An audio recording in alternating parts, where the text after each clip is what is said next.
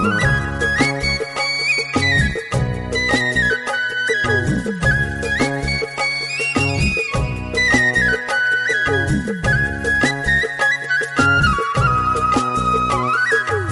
गणेशाय नमः। शिवाय शाम्बाय हरे परमात्मने प्रणतक्लेशनाशाय योगिनां पतये नमः। शाम विश्वासी भगवान की जय। सम्मानित सदस्यगण, देवियों, सज्जनों, आपका स्वागत है।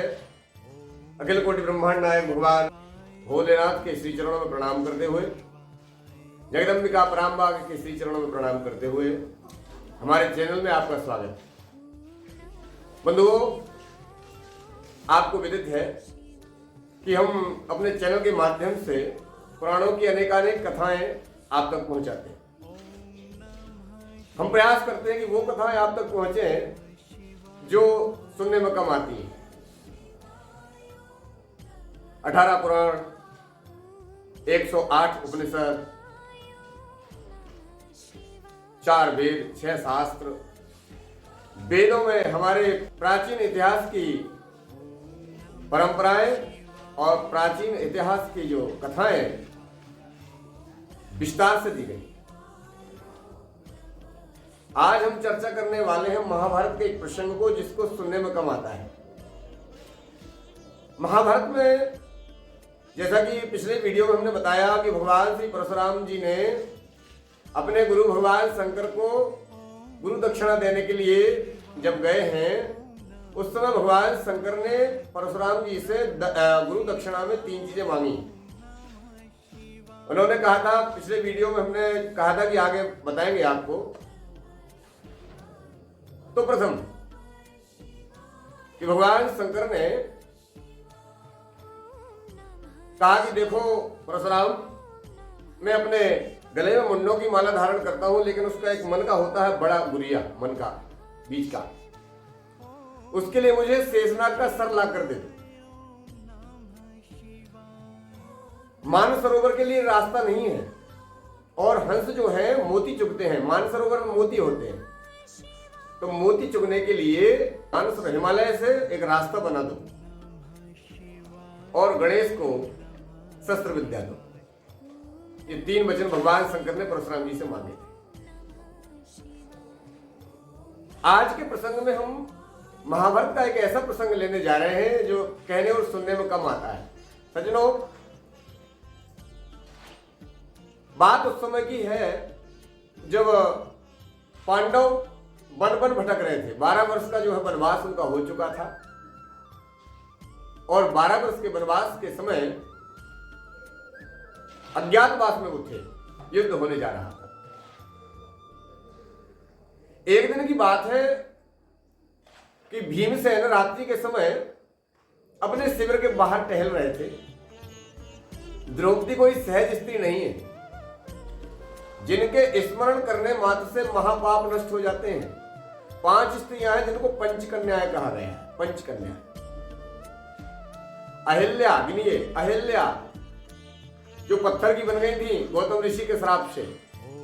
द्रौपदी पंचकन्याओं में, पांडवों की पत्नी तारा, वानरराज बाली की पत्नी तारा, कुंती पांडवों की मां और कर्ण की माता, पांडु की पत्नी कुंती, और मंदोदरी, महाराज रावण की पत्नी जो है मंदोदरी। ये 5 जो स्त्रियां हैं वो साधारण स्त्रियां नहीं है, ये पंच कन्याओं में आती हैं जिनके स्मरण करने मात्र से महापाप नष्ट हो जाते हैं। आश्चर्य की बात यह है कि 5 ही स्त्रियों के पहले या तो विवाह हो चुके हैं या कुंवारी ही मां बन चुकी हैं। 5 अहिल्या, द्रौपदी, तारा, कुंती, मंदोदरी तथा पंचकम या स्मरे नित्यम महापातक नाशनम। तो आज बात करते हैं पंचकन्याओं में से एक द्रौपदी की। भीमसेन रात्रि के समय अपने शिविर के बाहर टहल रहे थे और इन्होंने देखा कि द्रौपदी के कक्ष में अर्जुन द्रौपदी के पैर दबा रहे हैं। इसमें एक संशय उठता है कि पांचों पांडवों के साथ द्रौपदी कैसे रहती होंगी, तो सज्जनों महाभारत में स्पष्ट लिखा हुआ है, द्रौपदी एक भाई के साथ 6 महीने तक पत्नी बनकर रहती थी। यदि धर्मराज के साथ वो पत्नी का महाराज भाव रखती हैं, तो जो छोटे भाई थे, भीम, अर्जुन, नकुल, सहदेव, ये चारों उनको भाभी कहते थे और प्रणाम भी करते थे। और यदि वो सहदेव के साथ पत्नी बनकर रह रही है, तो चारों बड़े भाई थे, वो बड़े भाई उनको अपनी बेटी और बहू के समान मानते थे। महाभारत में 6 महीने के लिए ये पत्नी भाव से रहती। उस समय महारानी द्रौपदी अर्जुन के साथ पत्नी भाव से रह रही थी, और इन्होंने क्या देखा कि झरोखे में से, खिड़की में से झांक कर देखा तो अर्जुन द्रौपदी के चरण चापन कर रहे थे, पैर दबा रहे। भीम को बड़ा क्रोध आया। भीमसेन ने कहा, हे अर्जुन, ये क्या कर रहे हो? स्त्री के गुलाम बने हुए हो, तुमने अपने क्षत्रिय धर्म को लजा दिया। और भीम गदा उठाई और गदा उठा करके अर्जुन को मारने के लिए दौड़े। अर्जुन ने कहा, भैया सुनो तो मेरी बात तो सुनो, समझो तो। अरे कुछ नहीं सुना, मारने के लिए जैसे ही दौड़े हैं और अर्जुन सीधे पहुंचे भगवान के शिविर में। भगवान श्याम सुंदर मंद मंद मुस्कुरा रहे, वो तो समझ गए थे कि ये क्या मामला है। आइए अर्जुन आइए, हे मित्र आओ। पीछे से भीमसेन गदा लेकर दौड़ते हुए चले जा रहे हैं। इन्होंने क्या बात है? इन्होंने कहा, देखो तो कन्हैया, ये अर्जुन अभी मैंने देखा कि अपनी पत्नी के पैर दबा रहा था। तो भगवान मुस्कुराए, कहा तो क्या हुआ? कहने लगे, एक पुरुष होकर के स्त्री के पैर दबाना, सेवा करना, ये कहां का न्याय है? ये शास्त्र विहित बात नहीं है। इन्होंने कहा, अच्छा तो भीमसेन एक काम करो, इस बात का निर्णय मैं कल करूंगा, अभी तो इसको अर्जुन को क्षमा करो, कल मैं इसका निर्णय कर दूंगा, आप स्वयं समझ जाओ। इन्होंने कहा, प्रभु आपकी आज्ञा है। तो भीमसेन अपने शिविर में चले गए, अर्जुन अपने कक्ष में चले गए। और दूसरे दिन की बात है कि भगवान ने बता दिया था कि अमुक स्थान पर एक बरगद का बहुत विशाल वृक्ष है, उस वृक्ष के नीचे कल संध्या काल में आ जाना। भीमसेन ने कहा, ठीक है, जो आज्ञा पर। उस प्राचीन बरगद के वृक्ष के नीचे संध्या काल में भीमसेन पहले से ही जाकर बरगद के पेड़ के ऊपर चढ़ गए, देखने लगे कि यहां क्या होने वाला है। जब देखा कि वायु देवता आए, और वायु देवता ने आकर के वहां पर झाड़ू लगा दी, सफाई कर दी है, बरगद के पेड़ के नीचे सफाई करके चले। वरुण देव आए, सिंचन कर दिया, भूमि को शुद्ध कर दिया। और कुबेर आकर के वहां आसन लगाने लग गए, बड़े बड़े सिंहासन सोने के, और जिनमें हीरे मोती जवाहरात लगे हुए बड़े बड़े सिंहासन लग गए। सूर्यास्त होते होते ही चंद्रमा प्रकट हुए और अपनी छटाओं से अलौकिक जो है प्रकाश फैलाने लगे।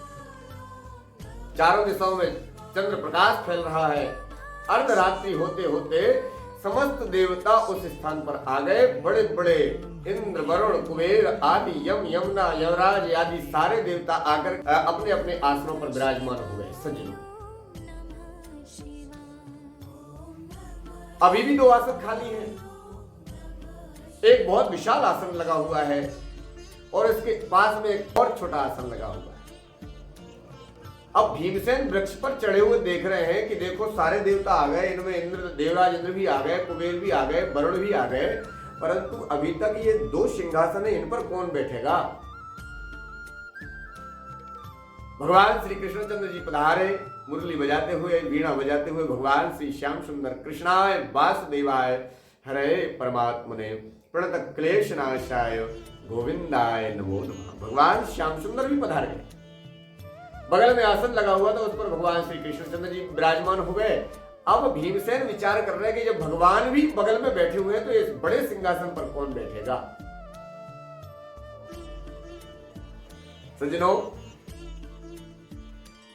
उसी समय उन्होंने क्या देखा, विकराल कराल का रूप लेकर के, वही जिनको कल पैर दबा रहे थे अर्जुन, वही द्रौपदी भगवती काली का रूप लेकर के चली आ रही है। जगदम्बे महारानी की कालाभ्राभाम कटाक्षे रिकुल भयदाम मौल बद्धेन्दु रेखाम शंखम चक्रम कृपाणम त्रिशिखमपि करे रुद्धहंतीम त्रिनेत्राम सिंह स्कंधादिरूढ़ाम त्रिभुवन मखिलम तेजसा पूरयन्तीम ध्यायेत् दुर्गाम जयाख्याम सर्वस्प्रभृताम सेविताम सिद्धिकाम। भैरव, शनिदेव, यमराज साथ में चले आ रहे हैं, काल उनके आगे आगे चले आ रहे हैं, और द्रौपदी जैसे ही आई हैं, सारे देवताओं ने उठ करके उनका स्वागत किया, पुष्प वर्षा करने लगे, प्रणाम किया, और उस राज सिंहासन पर विराजमान हो गई माता द्रौपदी। और द्रौपदी ने जब जैसे देखा अपनी पत्नी, जिनको समझ रहे थे भीमसेन, उस द्रौपदी को जब इस रूप में देखा, थर थर कांपने लगे, रोंगटे खड़े हो गए। ये क्या हो रहा है? मैं इनको पत्नी समझता था, ये तो साक्षात जगदम्बिका है, ये तो काली है, ये भगवती जगदम्बिका पराम्बा भगवती है। पेड़ से नीचे गिर पड़े। भगवान ने उठाया और उठाकर कहा कि हे भीमसेन, देखो, तुम जिनको साधारण स्त्री समझ रहे थे ना, वो साधारण स्त्री नहीं है, इनके ही कारण महाभारत होने जा रहा है, और यही सारे कौरवों का संहार करने में मुख्य कारण है। आप तो निमित्त मात्र बन रहे हो। भीमसेन ने भी प्रणाम किया और कहा कि प्रभु मुझे क्षमा कर दो, हे माता मुझे क्षमा कर दो। द्रौपदी के चरणों में गिर पड़े, ऐसा वर्णन आया सचिव। अब आगे द्रौपदी ने क्या कहा है और इसके आगे क्या घटना हुई है, यदि आप देखना चाहते हैं तो आप हमारे चैनल से जुड़े रहिए, और इस हमारे चैनल को लाइक, कमेंट एवं शेयर करते हुए कृपया सब्सक्राइब कीजिए। हम चाहते हैं कि इस प्रकार की जो अनजानी बातें हैं पुराणों में, उस प्रकार की बातों से हम आपको अवगत कराते रहें। कोई आपके प्रश्न हो तो आप प्रश्न रखिए, हम आपके प्रश्नों का समुचित उत्तर देने का प्रयास करेंगे। जितनी भी छोटी बुद्धि भगवती ने हमको दी है, हम अपना पूरा प्रयास करेंगे कि आपको शंका का समाधान कर सकें। आप सभी को जय माता दी, जय श्री कृष्ण।